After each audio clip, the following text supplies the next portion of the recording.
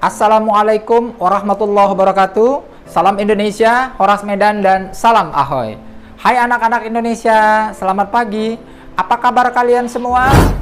Semoga saja dalam keadaan sehat-sehat selalu. Baik, pada pagi ini Bapak akan mempelajari dan kita sama-sama belajar pelajaran bahasa Indonesia untuk siswa kelas 7 yang bertema tentang berkorespondensi dengan surat pribadi dan surat dinas. Di 3.13 kita nanti akan mengidentifikasi informasi baik kabar, keperluan, permintaan, atau permohonan dari sebuah surat pribadi dan surat dinas yang dibaca maupun diperdengarkan.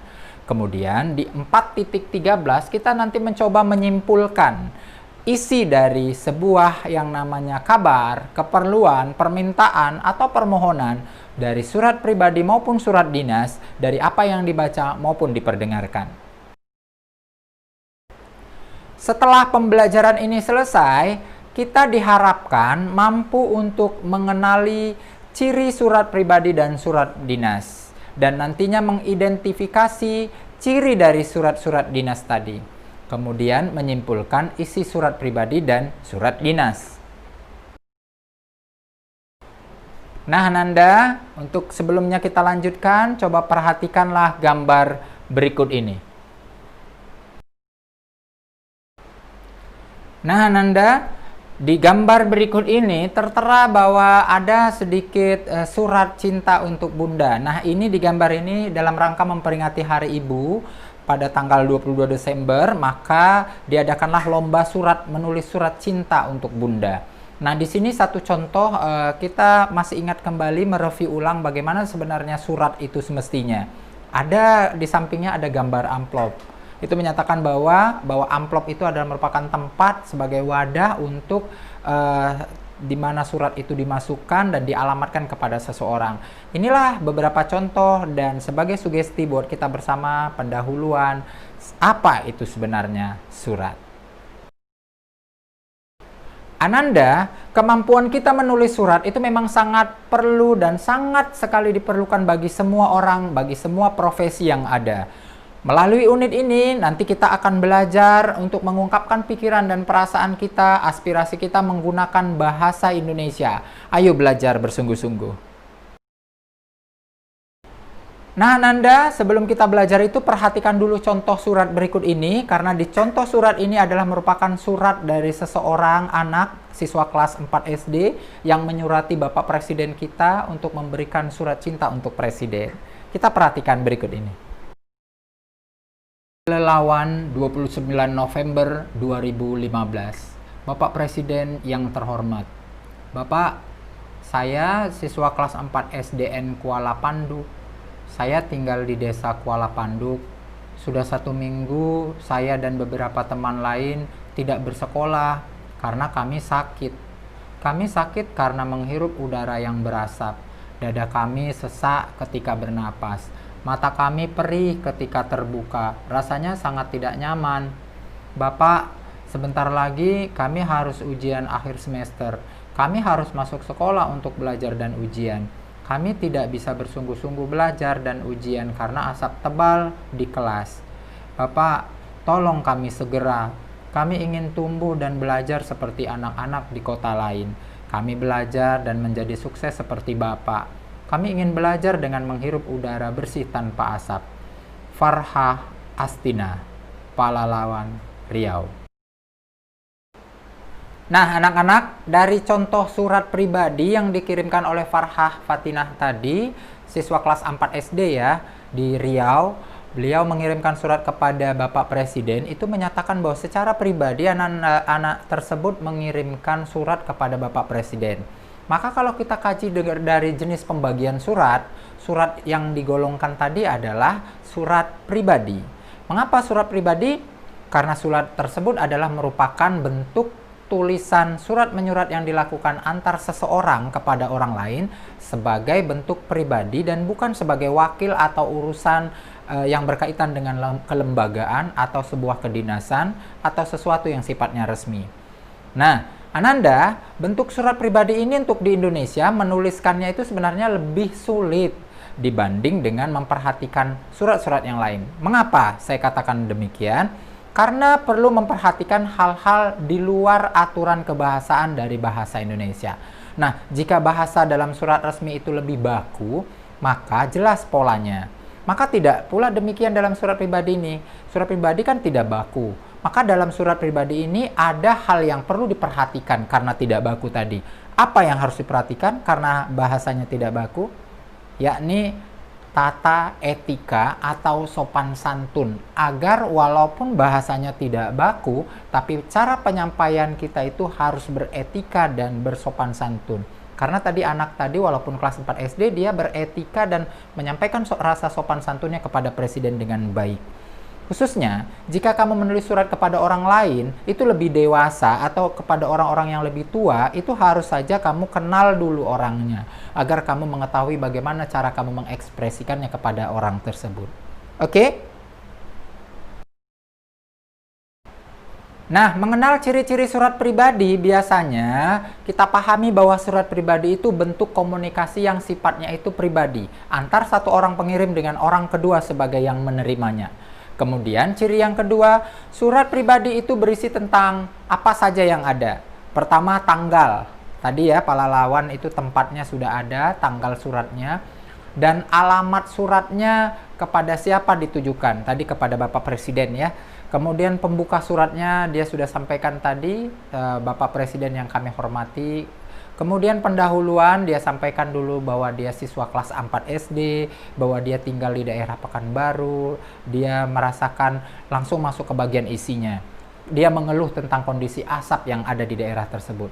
Dan sebagai penutup, dia mengucapkan himbauan kepada Bapak Presiden untuk mengatasi masalah ini dan mengucapkan terima kasih yang sebesar-besarnya atas perhatiannya. Dan jangan lupa nama pengirim suratnya tadi, Ananda kita sudah mengirimkannya di bawah namanya ya. Dan jangan lupa kalau bisa menggunakan tanda tangannya.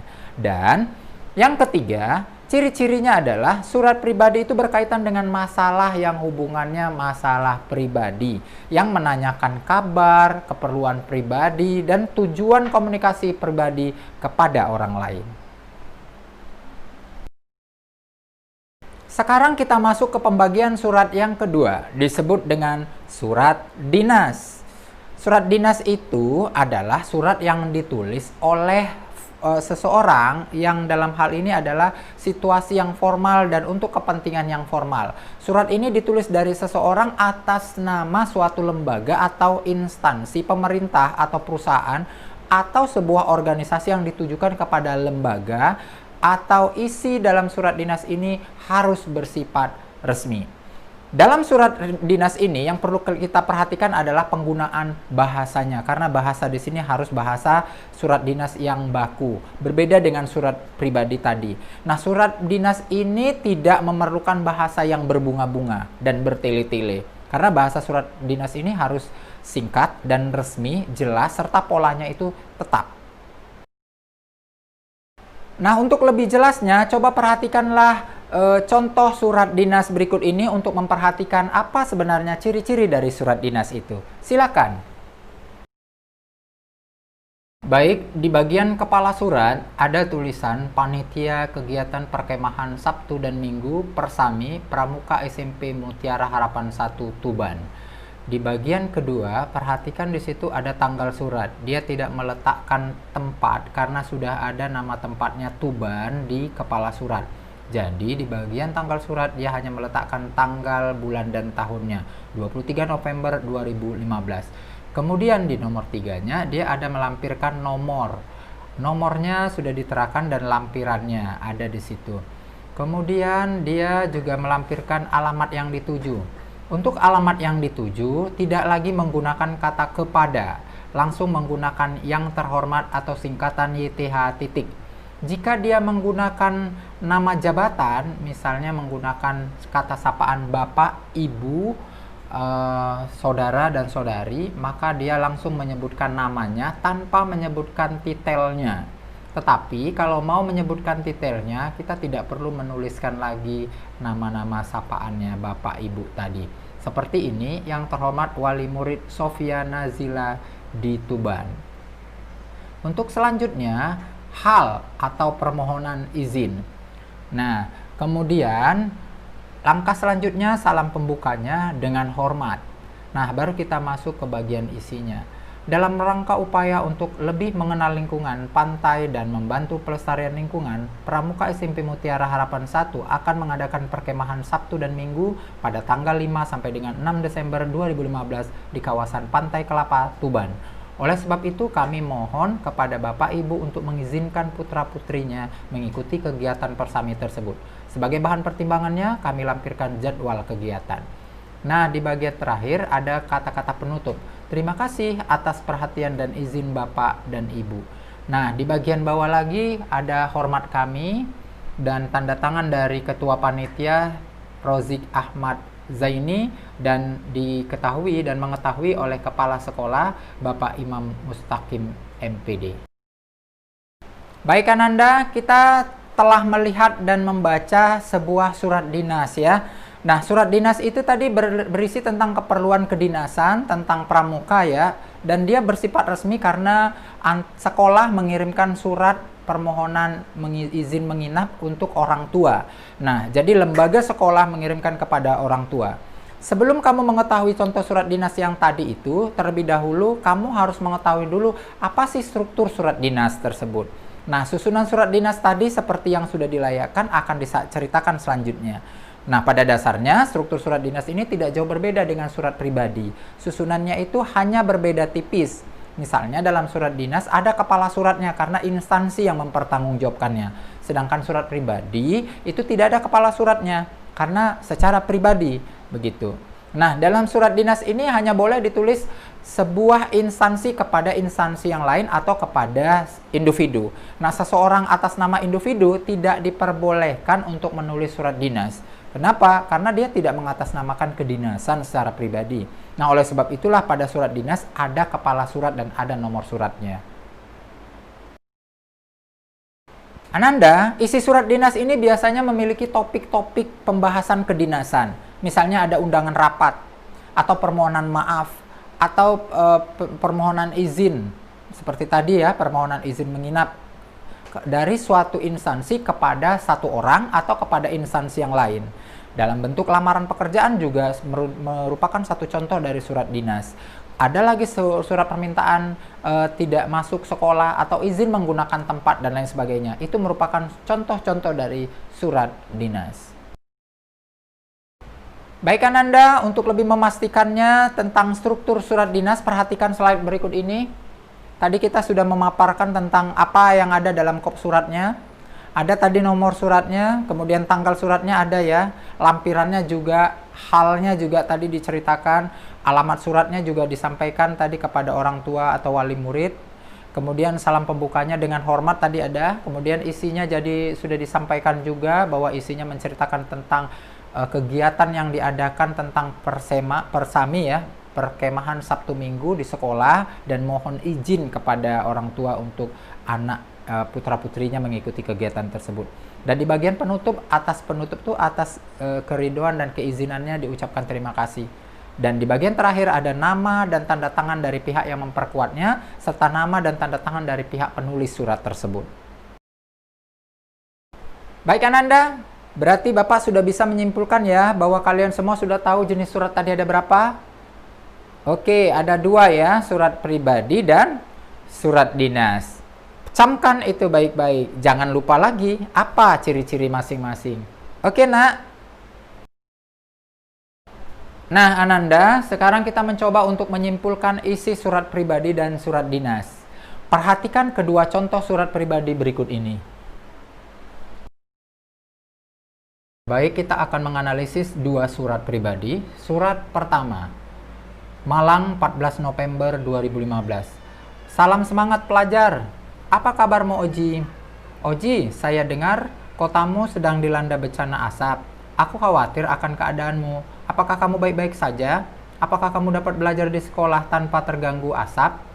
Liburan semester ini ayahku akan memberikan penyuluhan program desa bebas api di desamu. Aku diajak oleh ayah agar dapat mengunjungimu. Apakah kamu ada kesibukan liburan semester ini? Jika tidak, aku akan sangat senang dapat mengunjungimu. Sekian dulu ya, kutunggu balasanmu. sepupu dan sahabatmu, Viola. Untuk surat kedua, Ibu Ratna yang cantik dan yang baik. Ketika surat ini saya tulis, saya sedang di atas perahu diantar Bapak bersama Pak Guru menuju kecamatan untuk mengikuti lomba cerdas cermat. Saya bangga mengenakan seragam sekolah yang Ibu kirim untuk kami. Semua buku yang Ibu sediakan buat kami sangat membantu untuk belajar ilmu pengetahuan umum. Bapak juga sudah sadar pentingnya sekolah buat saya. Bapak akan kerja keras supaya saya bisa sekolah di sana. Ibu Ratna yang baik, hari ini juga saya kehilangan sahabat karena dia harus ikut orang tuanya pindah ke Banjarmasin. Saya sedih, tapi langit biru di atas Danau Jumpeng telah menghibur hati yang gundah.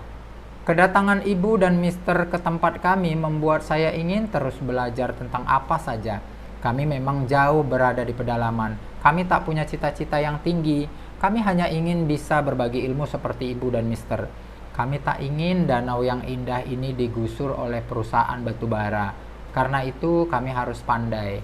Salam dari Danau Jempang, Diah. Baik Ananda, kita sudah membaca 2 contoh surat pribadi. Nah, dari contoh itu kita akan membahas dan silahkan kalian latihan. Perhatikan slide berikut ini. Di dalam slide ini kita akan latihan berpikir kritis untuk memahami apa isi dari surat pribadi itu. Coba kalian uraikan maksud isi surat pertama dan maksud isi surat kedua. Kira-kira tentang apa ya? Kemudian, mengapa si Viola tadi mengirim surat kepada si Oji? Coba jawab pertanyaan tadi, alasannya mengapa. Kemudian yang ketiga, mengapa dia mengirimkan surat? Silahkan kalian jawab dengan baik. Oke, nah. Baik Ananda, sekarang kita masuk ke menyimpulkan surat dinas.